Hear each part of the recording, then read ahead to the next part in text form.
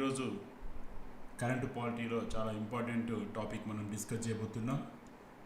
మీరు కనుక గత కొన్ని రోజుల నుంచి కాంపిటేటివ్ ఎగ్జామ్లో చూసుకుంటే రాష్ట్రపతి గవర్నర్ అధికారాల గురించి చాలా వాటికి బిట్స్ అయితే రావడం జరుగుతుంది. సో ఎందుకంటే ప్రస్తుతం ఉన్నటువంటి కేంద్ర ప్రభుత్వం అదేవిధంగా వివిధ రాష్ట్రాల్లో ఉన్నటువంటి ప్రాంతీయ పార్టీల మధ్య విభేదాల వల్ల ముఖ్యమంత్రి గవర్నర్ పంపించిన బిల్లు అయిపోవడం, అదేవిధంగా గవర్నర్లు రాష్ట్రపతికి పంపించిన బిల్లులు ఆగిపోవడం, సో ఆగిపోవడం అంటే పెండింగ్లో పెట్టడం, ఇలాంటివి రెగ్యులర్గా జరుగుతున్నాయి. మరీ ముఖ్యంగా Tamil Nadu government versus state governor, Kerala government versus state government, గతంలో Telangana government versus state government, ఇలా చాలా బిల్లులు పెండింగ్లో ఉండి అది రాష్ట్రపతికి అదేవిధంగా సుప్రీంకోర్టుకి వెళ్ళిన సందర్భాలు కూడా ఉన్నాయి. సో అందులో భాగంగా గత నెలలో సుప్రీంకోర్టు ఒక చరిత్రాత్మకమైన తీర్పు అయితే ఇచ్చింది. 3 నెలల డెడ్లైన్ తీర్పు అయితే ఇచ్చింది రాష్ట్రపతికి కూడా. సో ఆ సందర్భంలో ఇవాళ రాష్ట్రపతి కార్యాలయం నుంచి అయితే ఒక పెద్ద అప్డేట్ అయితే వచ్చింది. సో అది ఏంటనేది మనం ఇప్పుడు చూడబోతున్నాం.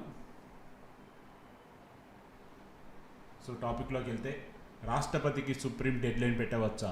రాజ్యాంగంలోని ఆర్టికల్ 143 ఏం చెప్తుంది?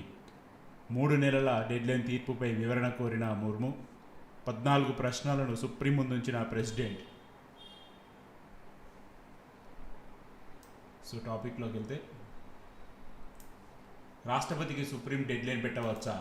అలా అని రాజ్యాంగంలో ఎక్కడైనా ఉందా అంటూ సర్వోన్నత న్యాయస్థానాన్ని ప్రశ్నించారు రాష్ట్రపతి. రాజ్యాంగంలోని 143 ఆర్టికల్ కింద ఉన్న ప్రత్యేక అధికారాలను వినియోగించుకొని సుప్రీంకోర్టు తీర్పుపై రాష్ట్రపతి పలు ప్రశ్నలు సంధించారు.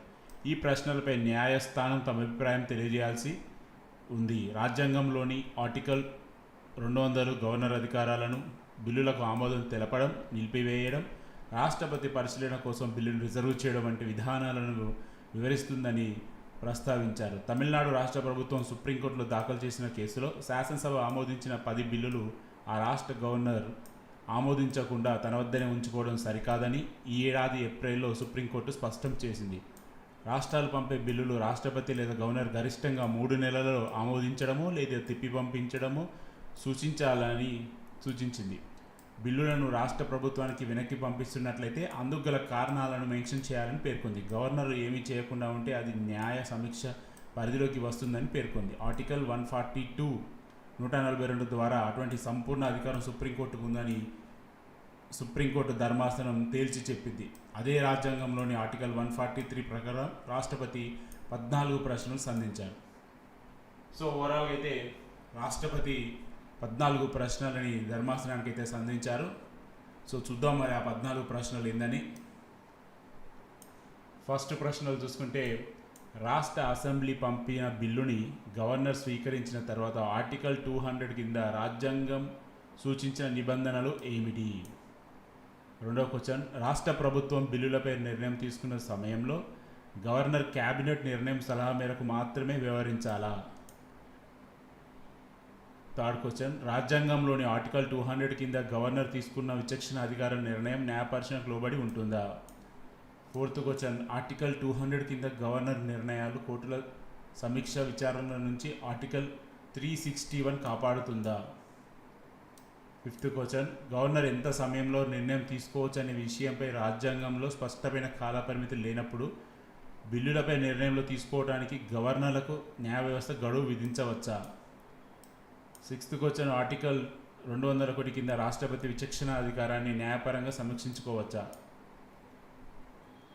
క్వశ్చన్ నెంబర్ 7, రాజ్యాంగబద్ధమైన ఆదేశాలు లేనప్పుడు న్యాయపరంగా సూచించిన గడువుకు కాలానికి రాష్ట్రపతి కట్టుబడి ఉంటారా? ఎయిత్ క్వశ్చన్, రాష్ట్ర ప్రభుత్వం పంపిన బిల్లులను గవర్నర్ రిజర్వ్ చేసినప్పుడు నిర్ణయం తీసుకోకుండా ఉన్నప్పుడు రాష్ట్రపతి తప్పనిసరిగా ఆర్టికల్ 143 కింద సుప్రీంకోర్టు అభిప్రాయాన్ని కోరాలా? నైన్త్ క్వశ్చన్, బిల్లు చట్టంగా మారే ముందు గవర్నర్ లేదా రాష్ట్రపతి నిర్ణయాల్లో కోర్టులు జోక్యం చేసుకోవచ్చా? 10th క్వశ్చన్, రాష్ట్రపతి లేదా గవర్నర్ నిర్ణయాలు తీసుకోవడానికి లేదా మార్పులు చేయడానికి ఆర్టికల్ 142 కింద అనుమతి ఉందా? 11th క్వశ్చన్, రాష్ట్ర అసెంబ్లీ ఆమోదించిన బిల్లు గవర్నర్ ఆమోదం లేకుండా చట్టంగా మారుతుందా? 12th క్వశ్చన్, రాజ్యాంగ సవరణ ప్రశ్నలను ఆర్టికల్ 145(3) కింద ముందుగా రాజ్యాంగ ధర్మశానికి సూచించాలా. క్వశ్చన్ నెంబర్ 13, ఆర్టికల్ 142 కింద రాజ్యాంగ నిబంధనల విరుద్ధంగా కోర్టు తీర్పులను అనుమతిస్తుందా. ఆర్టికల్ 14, కేంద్ర రాష్ట్ర ప్రభుత్వాల వివాదాలు సుప్రీంకోర్టు పరిధిని నిర్దేశించే ఆర్టికల్ 131 పరిధిలోకి కాకుండా పరిష్కరించవచ్చా. సో ఓవరాల్గా ఆర్టికల్ 200, 201, 143, 142, 131, 145(3) దాదాపుగా 7-8 ఆర్టికల్స్ని అయితే ఇక్కడ క్వశ్చన్ చేయడం జరిగింది. చాలా ఇంపార్టెంట్ పాయింట్స్ని వీళ్ళు రేజ్ చేయడం అయితే జరిగింది. మరి చూడాలి దీనికి ధర్మాసనం ఏ విధంగా స్పందిస్తుంది అన్నది. సో రానున్న కాంపిటేటివ్ ఎగ్జామ్స్లలో ఖచ్చితంగా ఇది ఒక ఇంపార్టెంట్ పాయింట్గా ఉండే అవకాశం అయితే ఉంది. సో చూడాలి మరి ఓవరాల్గా చాలా రోజుల తర్వాత ఒక పాలిటీ మీద ఒక ట్రెండింగ్ టాపిక్ అయితే వచ్చింది. అది కూడా ఇటు న్యాయ వ్యవస్థ, గవర్నర్, రాష్ట్ర ప్రభుత్వం, కేంద్ర ప్రభుత్వం, రాష్ట్రపతి. సో ఇది ఓవరాల్గా చాలా పెద్ద టాపిక్గా మారనుంది రానున్న రోజుల్లో. సో ఇది ఫ్రెండ్స్ ప్రస్తుతం ఉన్నటువంటి ఇంపార్టెంట్ పాలిటీ కరెంట్